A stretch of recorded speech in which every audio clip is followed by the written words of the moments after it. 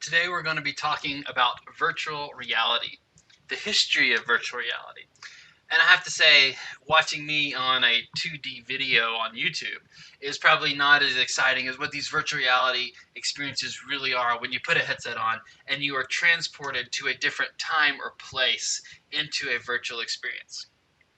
So I thought for today's lecture, I would be an avatar. I would be in virtual reality. Here I am in AltSpace VR. This is my playground. This is where I'm able to come and meet with people in virtual space. I can go over there. We can shoot basketball. We can shoot off some rockets, have some fun. But we can also have a serious conversation about work or whatever it is in this new virtual experience. So I'm represented by my 3D avatar. And today we're going to get into what is virtual reality like? What is virtual reality and where did it come from and how did we get to where we are today? So most virtual reality experiences are presented through headsets. The HTC Vive, the Oculus Quest, the Oculus Rift S, so many others. Here I even have the Daydream that's out. So lots of different devices are out there for do this. But you can also do this in a three-dimensional cave where it's a much larger space is necessary. But we've seen this growth of the headset really becoming the kind of main way that people consume virtual reality experiences to take them to a different time and place.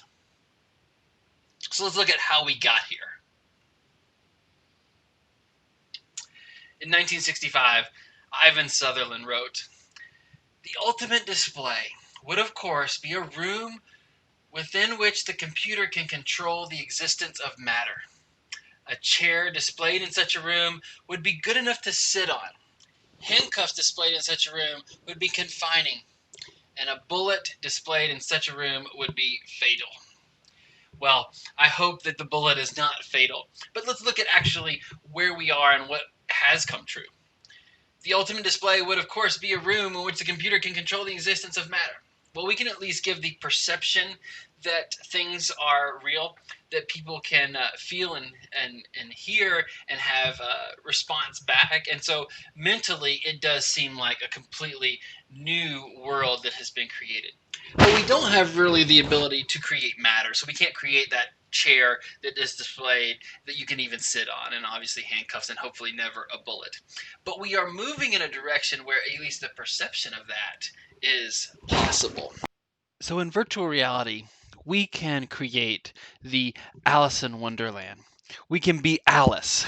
We can go to the Wonderland and explore and see things we've never thought of before, and something that is created all on a computer that gives us that virtual experience. But we have seen this throughout science fiction. As early as 1977, in the original Star Trek series, there was this concept called the holodeck, and it's something they came back to over and over again. And the holodeck was this room that they could go to on the ship that they could create a whole nother world, a different place, so it could go into different time periods, different planets, and then other people could see it and people could interact, and it would be as if they were really there and they would seem like they were there. Star Trek kept this concept on, and in the next generation in 1990, they continued to use this as part of their plot. And so you can go and see. I want you to watch this YouTube video. The link is here. I want you to go watch this and see how they explain how this works.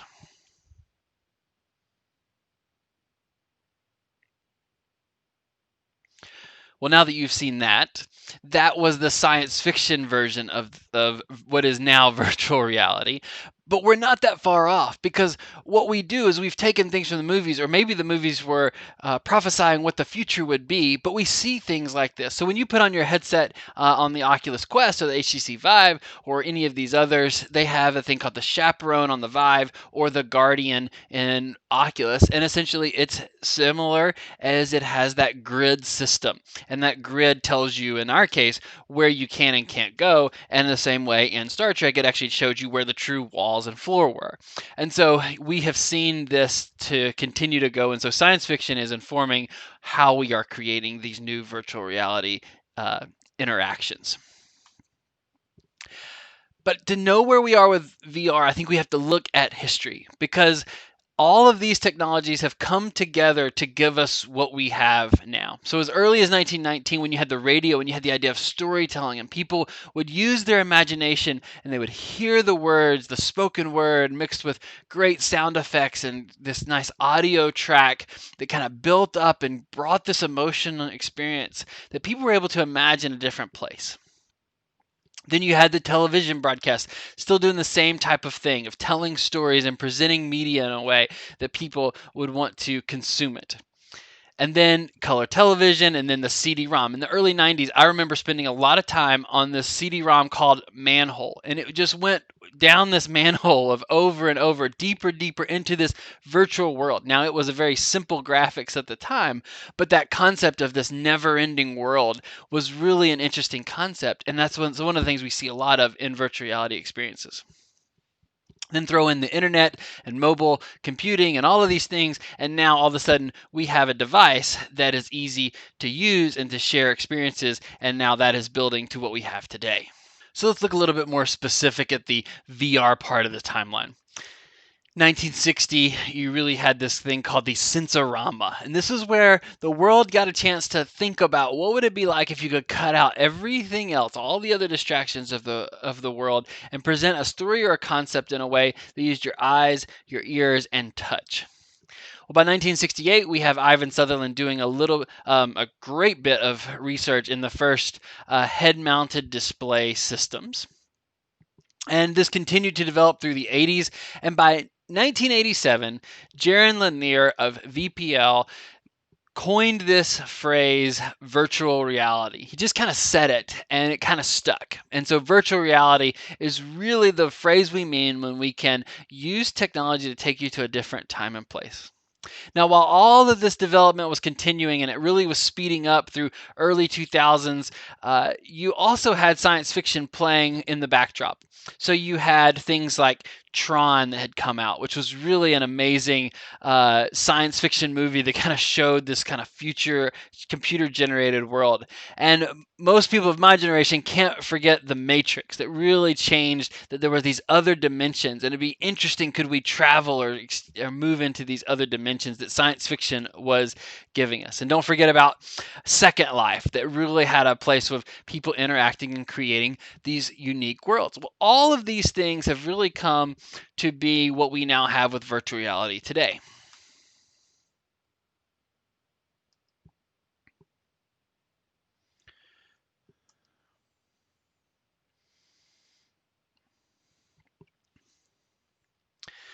So I said UNC had a big part in developing virtual reality.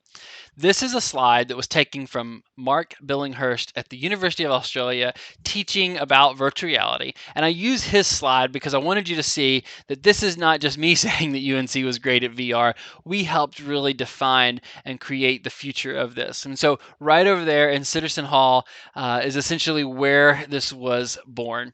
So you have 6 degrees of tracking. So basically the ability to move your head on different axes and move around the room and track that. The ability to move your arms in that world. That was really what was being created here at UNC and has really continued to lead in the research and development of these systems in VR and AR. It continued in the 80s and 90s. Here is one of the early head-mounted displays. Look at how heavy those things are. And if you compare that to what we have now with headsets that are much lighter and easier to put on, but they're very similar in concept. Look at the multi-camera tracking. It's very similar to what you're seeing in the slides, where you have these images that need sensors to track where the head is and where it's moving. And so you're seeing this has just been compacted down into a much smaller view with much higher resolution screens. By 1985, a lot of the great work was being funded by NASA. NASA was trying to do simulation among astronauts and pilots. But the one thing that I really thought was interesting was the idea of doing air traffic control in three-dimensional space, so that an air traffic controller would be able to see the altitude of planes and not just see the 2D space that you see in radar. All right. So I keep using this term virtual reality. And I said where it came from, but let's make sure we understand what it means. And I've intentionally left this definition even though things are changing so quickly. But let's start with this definition and then we'll talk about the problems with it. Virtual reality is a computer-generated simulation of a three-dimensional image or environment that can be interacted with in a seemingly real or physical way by a person using special electronic equipment such as a helmet with a screen inside or gloves fitted with sensors. Well, since this definition was written, things have continued to grow. These environments are becoming much more interactive and the equipment is getting less and less. So they called it a helmet. It's no longer a helmet. It's much more like a visor. And so a visor can be a better way of talking about this. And then also it mentions gloves with sensors. Well, these visors with the sensors now, I don't have to have special gloves. I can actually do hand tracking and I don't have to have a controller. I can do hand tracking and it can do that. Now, gloves would be nice because they do give you haptics and people are doing the ability to feel with gloves, but the idea that we can do hand tracking is just continuing to grow so quickly. So what are the characteristics that make up virtual reality? Well, one thing is you need a three-dimensional stereoscopic display, the ability to show things with depth. And so we need two screens in most cases the way this is being executed, one for each eye. We need to be able to show a specific mask or a part of a screen. So as I move my head, I see different parts of that screen. It opens up and shows me more. And we use game images to do this. And so we track the head movement to change our field of view to give a three-dimensional view of that space. So I want you to watch this video and take a look at how this is being done.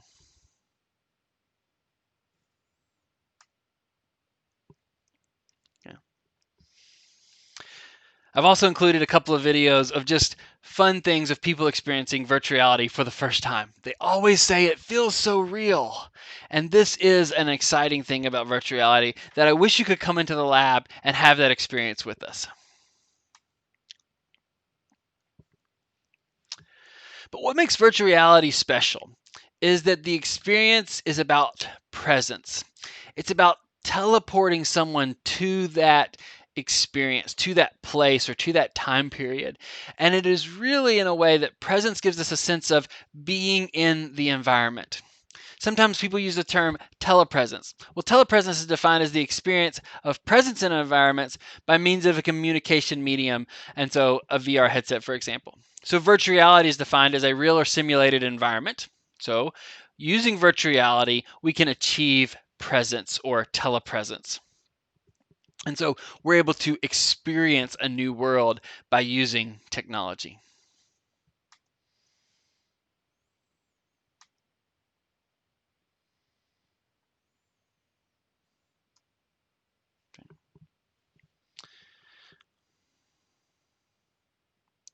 So how real can this get? The more senses we use, or the more senses we engage, the more real it feels. We started with the radio and we had audio. Then you have television, so you have audio and video, and so we're using the senses of sight. We have put some touch and we have a more realistic where we cut out all those distractions and teleport you there. But once we start adding touch and feeling and then maybe smells, we will start to get this sense of more presence in those experiences we created. So now watch this video and see a little bit more about this immersion experience.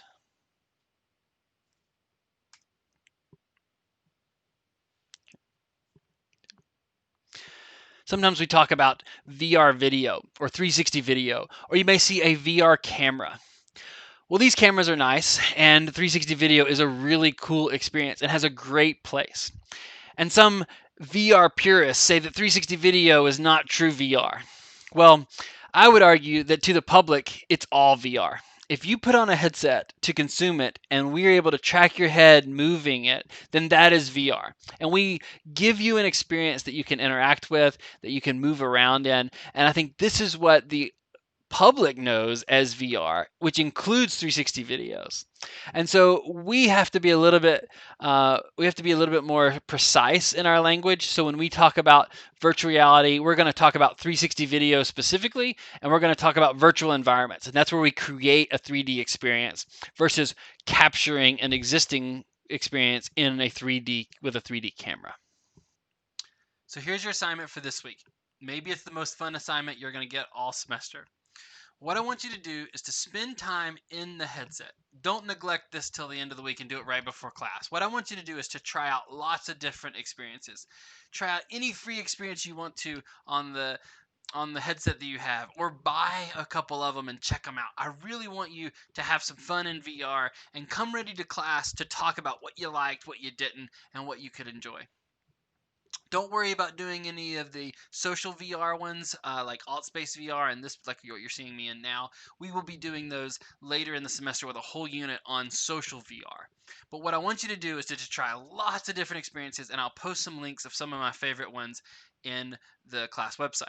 I'm also going to post some links to some of my favorite ones that'll show video play of some of the experiences that you could do in the lab that you're not able to do when you're remote, so that you can see some of the experiences that people have had in virtual reality. So this week, have a lot of fun in VR.